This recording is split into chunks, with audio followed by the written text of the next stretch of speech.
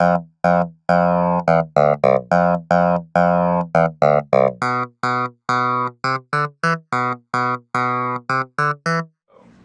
never done this before, so what's an intro? We are going to be talking about Once Upon a Time, a series that just ended its third season, going into the fourth in the fall. So what we're going to do is we're going to wrap up, talk about each of our top 10 moments. Top 10 moments. 3 seasons worth. 3 seasons, yeah. We're going to try and boil it down. We each got a list. They're pretty different, just a couple similarities, so it should be interesting. Yeah, we'll take away number 10. So for my number 10, I have Peter Pan is revealed as the Pied Piper, which I found just hilarious because they both have PP as initials, and they both like stealing children, so I thought it was a really cool moment. It was. My number 10 is going to be, it's kind of a cop-out, I know. It's cheap to do this, but it's going to be any moment with Regina that doesn't fall on this list otherwise. I just really love this character.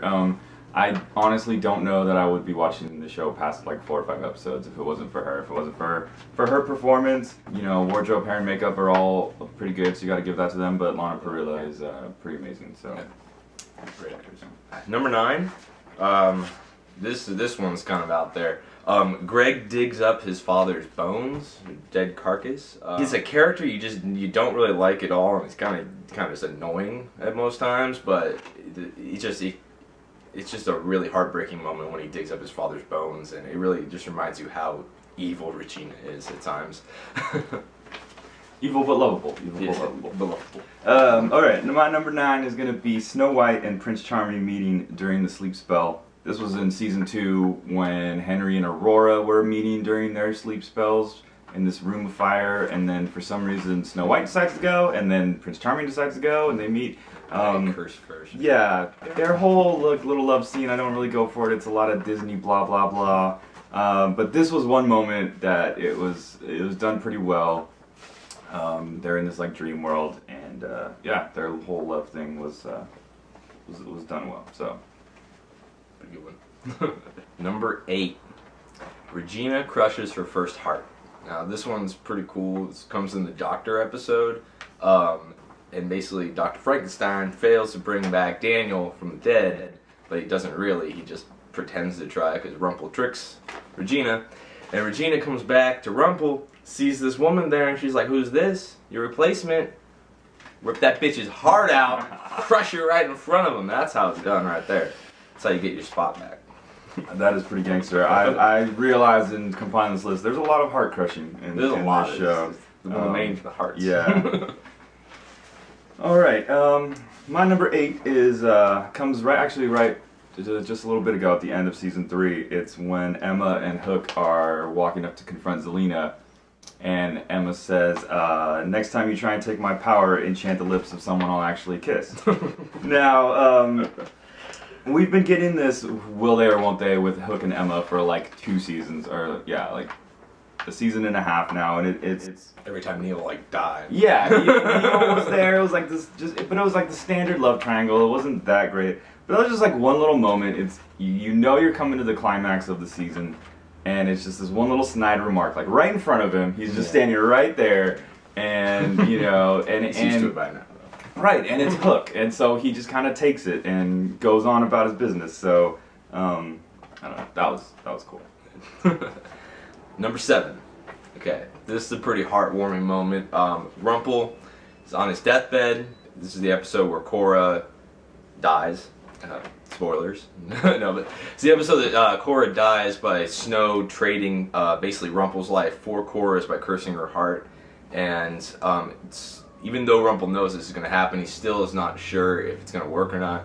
So he calls Belle, who does not know who the heck she is because she lost her memory, and he's telling her who she is, and it's a really emotional moment for him. And even Neil says, he's like, "Wow, I didn't think you had that in you."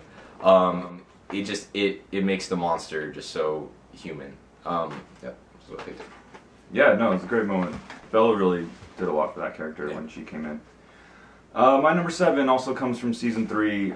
New York City Serenade. The Flying Monkey is revealed. Emma and Henry are in New York, and they're hanging out. They don't know anything. Emma has remembered but she's trying to say goodbye to this guy who's her love interest, who is played by Christopher Graham, and he's a pretty well-known actor. I mean, I'm sure you've seen him in some other stuff. And I was thinking at the time it was kind of a waste of an actor, because he seemed like they were just going to say goodbye to him and he was just going to be heartbroken and they were going to leave. And then all of a sudden he turns into this freaking flying monkey thing. And you're like, oh, like that's the reveal of the Wicked Witch, not when she actually shows up. Like that's when you make the connection. It was a big moment. It kicked off the second half of season 3. It also comes up with, right after that, when Emma is going back to New York, she grabs her red leather jacket, which I contend classifies her as a superhero. What? I have 3 qualifications for a superhero. 1, you have to do good on some level. 2, you have to be able to do things that the normal human can't do. And 3, you have to have some type of a uniform. So like some type of a costume. And right, it's contention, but people say Batman is a superhero. People say like stuff like that, but he's got the uniform, he does good, and he does things that the normal human can't do. And so Emma, I think this classifies her, and so that's kind of a good moment for me. That meets your criteria. Number 6. So I have Regina rips out Henry's heart from Pan in the better half of season 3. And this comes when they're at Pan's thinking tree, and Pan's thinking tree is enchanted, so it catches your regret or something like that. I'm not quite sure how that works, but basically Snow and Emma get stuck because they have regret. Snow for killing Cora, Emma for all kinds of things, and basically Regina, who has every reason to have regret for countless things she's done. The love for her son overpowers all her regret, and she can manage to get through and pull out Pan's heart. So it's kind of a hollow victory, since Pan comes back 2 other times after that. So, but all right, my number 6 is Ruby is revealed as the wolf. Happened in season 1, kind of late, episode 15. Megan Ori, who plays Ruby, Red, whatever. I love her, you hate her. But, if you're going to be skinny and you're going to wear a lot of shirts that show your midriff, I will love you as a character. She's attractive. I'm not lying about that. But I was always wishing that she got more more screen time in episodes. She was kind of like a backstory character a lot of times, so I was happy that she finally got a story that really delved into her. Also, the moment that I really love is when her little boyfriend Peter is chained up because they think he's the wolf. And so you see him in chains, and you see Ruby as the wolf just snarling and growling and about to rip him to pieces, and you're like, wow, this show is Disney characters?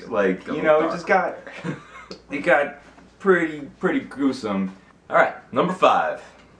Okay, so for number 5, I have a little double kind of moment. Henry eats the poison turnover, which is meant for Emma. And it's kind of the moment, it's a big F you to Emma, which is why I love it, because Henry's like, screw you, Mom, I'm going to eat this turnover and probably die, and that's going to show you. And then, but then in the next episode, we finally get that moment where Emma's like, holy crap, magic's real. And that's when she realizes that the doctors can't figure out what the heck's wrong with Henry, and then she sees Regina, and she just she snaps, and she realizes, oh crap, magic's real. And then she just goes batshit crazy on Regina, and it's all pissed on her. And the look on Regina's face when she realizes that she poisoned Henry, so good.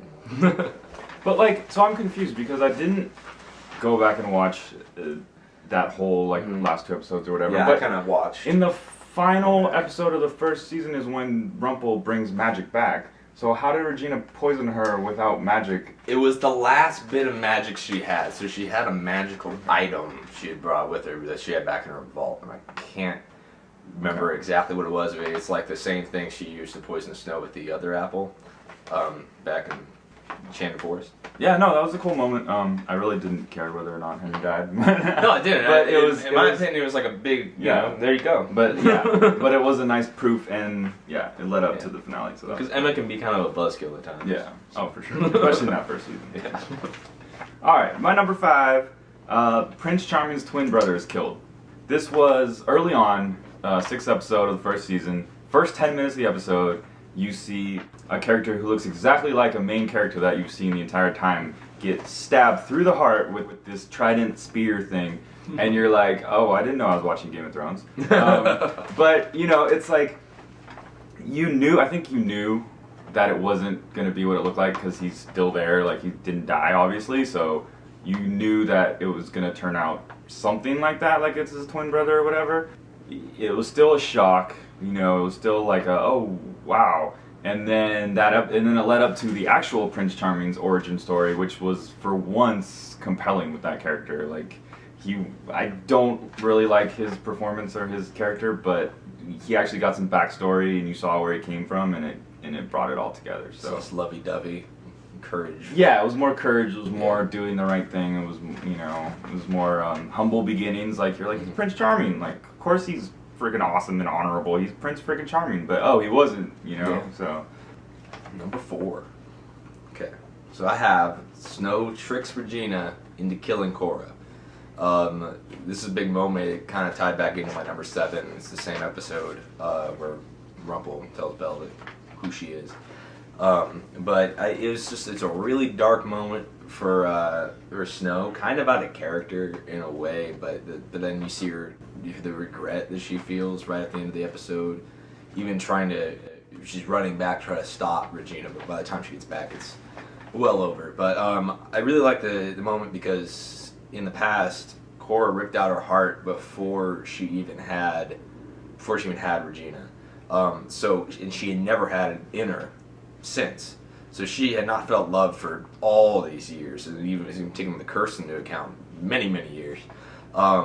So the fact that when she finally gets back into her, and she says, she sees Regina, and she's a big smile on her face, and she's just like, "This would have been enough. You would have been enough." As she's dying, that's like her last words.